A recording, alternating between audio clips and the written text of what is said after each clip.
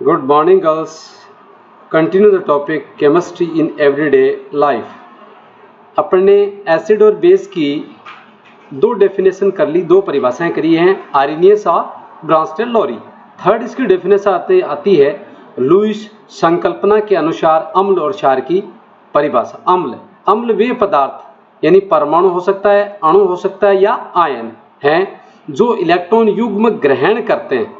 तो अम्ल वे पदार्थ हैं जो इलेक्ट्रॉन युग्म ग्रहण करते हैं लुईस संकल्पना की, यानी लुईस के अनुसार अम्ल वे पदार्थ हैं जो इलेक्ट्रॉन युग्म ग्रहण करते हैं, और क्षार वे पदार्थ हैं जो इलेक्ट्रॉन युग्म त्यागते हैं, अकॉर्डिंग टू लुईस संकल्पना की डेफिनेशन है। लुईस अम्ल वे यौगिक जिनमें केंद्रीय परमाणु का अष्टक अपूर्ण होता है, अर्थात केंद्रीय परमाणु का अष्टक पूरा नहीं होता है, 8 इलेक्ट्रॉन उस पर कंप्लीट नहीं होते हैं, और दनायन जो कि इलेक्ट्रॉन न्यून होते हैं वो क्या कहलाते हैं? लुईस अम्ल। एग्जाम्पल है BF3। अब आप देखिए BF3 में B के साथ में 3 F जुड़े हुए हैं, तो इस B के साथ में देखो एक F इधर आएगा, एक F इधर आएगा और एक F इधर आएगा। अब B के पास में देखो बॉन्ड बनाने के बाद में B का एक इलेक्ट्रॉन ये, F का एक ये, B का एक इलेक्ट्रॉन ये, F का एक ये, B का एक ये, F का एक ये, टोटल मिलाकर बॉन्ड फॉर्मेशन के बाद में B के पास में इलेक्ट्रॉन है 6, यानी इलेक्ट्रॉन अष्टक कंप्लीट नहीं है। यही स्थिति LCl3 के साथ है, Na+ और Mg+2। ये सारे क्या कहलाते हैं? लुईस अम्ल, यानी वे यौगिक जिनके केंद्रीय परमाणु का अष्टक अपूर्ण होता है और धनायन जो कि इलेक्ट्रॉन न्यून होते हैं वो कहलाते हैं लुईस अम्ल। लुईस क्षार वे यौगिक जिनमें कम से कम एक एकाकी इलेक्ट्रॉन युग्म उपस्थित हो तथा ऋण आवेशित स्पीशीज हो, उन्हें अपन कहते हैं लुईस क्षार। जैसे NH3 है, अब NH3 है वो क्या है? लुईस क्षार है।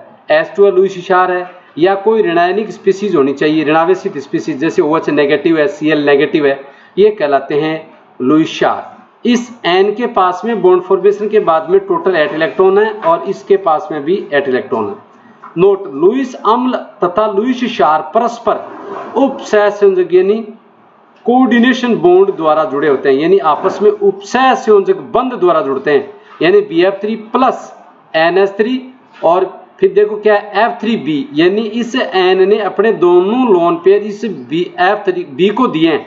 इसका मतलब ये N से BF3 की ओर ये एरो लगता है, यानी इलेक्ट्रॉन डोनर से एक्सेप्टर की ओर, यानी दाता से ग्राही की ओर तीर का निशान लगाया जाता है। ये बंध जो है ये बंध कहलाता है उपसह संयोजक बंध। ध्यान रखना ये बंध ऐसे है, यानी इसमें N के जो लोन पेयर थे ये वाले, ये दोनों लोन पेयर इस B को दिए हैं इसने, इसलिए इसको ऐसे दर्शाते हैं, ये कहलाता है बंध, उपसह बंध।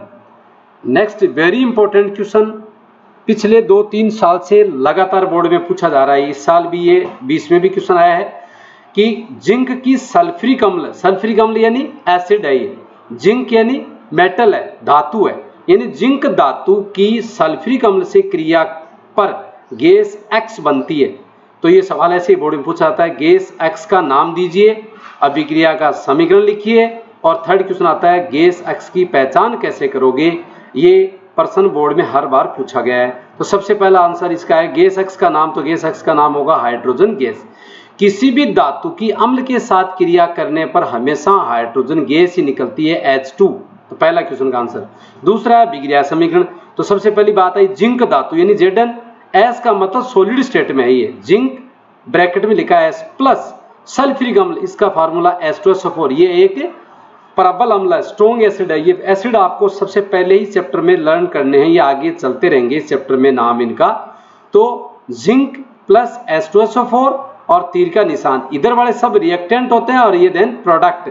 तो ये जिंक जो धातु है ये SO4 के साथ रिएक्ट होकर जिंक सल्फेट और प्लस हाइड्रोजन गैस रिमूव करता है। जब गैस रिमूव होगी तो इसको अपन ऊपर की ओर यानी अप की ओर एरो का निशान लगाते हैं, इसका मतलब ये H2 गैस रिमूव होती है, निकलती है। ये सेकंड क्वेश्चन आंसर अभिक्रिया समीकरण, यानी जिंक यानी Zn धातु सॉलिड स्टेट में ठोस अवस्था में प्लस H2SO4 यानी सल्फ्यूरिक अम्ल, ये क्रिया करते हैं, ये जिंक SO4 के साथ जुड़ के जिंक सल्फेट और यहां से हाइड्रोजन गैस निकल जाती है।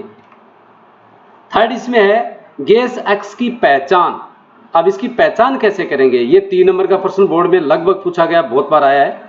जब एक जलती हुई मोमबत्ती को यानी एक जलती हुई मोमबत्ती को हाइड्रोजन गैस के नजदीक लाया जाता है तो हाइड्रोजन गैस फट की ध्वनि के साथ जलती है। यही बोर्ड में पूछा गया था। इसकी पहचान कैसे करनी था, आपको ये लिखना है कि जब एक जलती मोमबत्ती को हाइड्रोजन गैस के नजदीक लाया जाता है तो वह हाइड्रोजन गैस फट की ध्वनि के साथ जलती है। अब ये इसका नामांकित चित्र है। जिंक धातु की तनु एस्ट्रोसफोर से होने वाली रासायनिक अभिक्रिया का नामांकित चित्र। अब तनु देखो यहाँ लिखा हुआ तनु का मतलब इसमें वाटर ज्यादा होता है, किसमें, एसिड में। तो अगर वाटर की मात्रा ज्यादा है, सल्फ्यूरिक एसिड की मात्रा कम है, तब वो कहलाता है एसिड तनु एस्ट्रोसफोर। और अगर पानी की मात्रा कम होती है और एसिड की मात्रा यानी एस्ट्रोसफोर की मात्रा ज्यादा होगी तो वो कहलाएगा सांद्र। तो यहाँ लेते हैं अपन डाइल्यूट यानी तनु एस्ट्रोसफोर। अब इसका डायग्राम आपको बनाना है। ये यहाँ जो स्टैंड बोलते हैं इसको, ये स्टैंड होता है और ये स्टैंड को लगाने की क्लिप है यहाँ तो, और ये होती है परख नली और इसमें डाला जाता है तनु सल्फ्यूरिक अम्ल और नीचे होता है दानेदार जिंक के टुकड़े। ये दानेदार जो ये दोनों आपस में जब रिएक्ट होंगे यानी जिंक और सल्फ्यूरिक एसिड दोनों रिएक्ट होंगे तो इस निकास नली के द्वारा हाइड्रोजन गैस यानी हाइड्रोजन गैस का बुलबुला यहाँ से आएंगे और वो यहाँ से निकल के और यहाँ आकर यहाँ जो विलयन बना हुआ ये है सोप का सॉल्यूशन है, साबुन का विलयन है। अब ये देखो बुदबुदे यानी साबुन के विलयन के रूप में ये जो गैस निकल रही है यहाँ से, ये गैस है, देखो ये हाइड्रोजन से भरे साबुन के बुलबुले यानी इनमें हाइड्रोजन गैस भरी हुई है। अब इस जो यहाँ से गैस निकल रही है, साबुन के बुलबुले निकल रहे हैं, इस पे जब आप जलती हुई मोमबत्ती कैंडल अगर लाओगे तो फट की ध्वनि के साथ हाइड्रोजन गैस का दहन यानी कॉम्बिनेशन होता है। यहाँ ये लिखा हुआ है दहन, कॉम्बिनेशन होता है। इसका मतलब निकली हुई गैस हाइड्रोजन गैस है। इस गैस की अपन पहचान इस तरह करते हैं। वेरी इंपॉर्टेंट क्वेश्चन है ये, लगातार बोर्ड में पूछा जा रहा है, पिछले 3-4 साल लगातार क्वेश्चन आता है। नेक्स्ट है सोडियम हाइड्रोक्साइड की जिंक धातु के साथ क्रिया का समीकरण। ये रेयर केस में पूछा आता है। सोडियम हाइड्रोक्साइड यानी NaOH sodium hydroxide plus zinc धातु, ये समीकरण आपको याद रखनी है। सोडियम जिंकेट यानी Na2ZnO2 sodium zincate plus hydrogen gas remove होती है। यानी चाहे अम्लों चाहे क्षार, जब भी किसी धातु के साथ रिएक्ट होता है तो हाइड्रोजन गैस रिमूव होती है। प्रमुख एसिड्स हैं, इनके यूजेस क्या क्या हैं, प्रमुख अम्लों के उपयोग। सबसे पहला है हाइड्रोक्लोरिक अम्ल, इसका अदर नेम है नमक का तेजाब, ये भी याद रखना है। अदर नेम है इसका नमक का तेजाब या इसको कहते हैं हाइड्रोक्लोरिक एसिड। HCl आपको पता ही है। इसका यूज है वस्त्र उद्योग में सिंक व सैनिटरी को साफ करने में, सिंक जो होता है और सैनिटरी उसको साफ करने में। सेकंड है नाइट्रिक अम्ल, इसको कहते हैं सोरे का तेजाब, ये भी नाम याद रखना है। HNO3 इसका काम में लेते हैं उर्वरक यानी खाद जो बनाने में इसको काम में लेते हैं। और चांदी और सोने के गहनों को साफ करने में, नहीं सोना और चांदी जैसी धातुओं को साफ करने में HNO3 का इस्तेमाल किया जाता है। थर्ड है सल्फ्यूरिक अम्ल या गंधक अम्ल या अम्लों का राजा, वेरी इंपॉर्टेंट थर्ड। यानी बोर्ड में बहुत बार 2 या 3 बार क्वेश्चन पूछा गया ये कि अम्लों का राजा कहलाता है, तो इसका आंसर आएगा सल्फ्यूरिक अम्ल H2SO4। इसका यूज है विद्युत बैटरी में, विद्युत लेपन में, पेट्रोल के शुद्धिकरण में इसका उपयोग किया जाता है। फिर आता है अम्लराज या एक्वा रजिया। 1 भाग HNO3 व 3 भाग HCl को मिलाने पर अम्लराज बनता है। वेरी इंपॉर्टेंट, अम्लराज किसे कहते हैं, इसका दूसरा नाम है एक्वा रजिया। तो अम्लराज में होता है HNO3 और HCl। याद रखने का तरीका क्या है, देखो HNO3 में यहाँ O कितने एटम है, 3, तो इसका कितना भाग है, 1। देखो यहाँ 3 आ रहा तो इसका 1 लिखेंगे अपन, 1 HNO3 यानी 1 भाग HNO3। ऐसे कैसे लिखना, 3 आ रहा है तो इसका HNO3 का कितना भाग लेंगे, नाइट्रिक अम्ल का 1।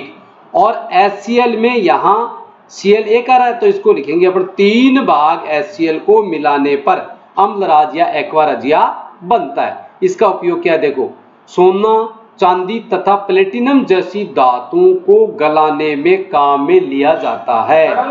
वेरी इंपॉर्टेंट है, सोना और चांदी तथा प्लेटिनम जैसी धातुओं को गलाने में अम्लराज या एक्वा रजिया का उपयोग किया जाता है। बच्चों आपने देखा होगा कई बार गाँव में एक व्यक्ति आता है, वो कहता है कि माताजी आपके सोना और चांदी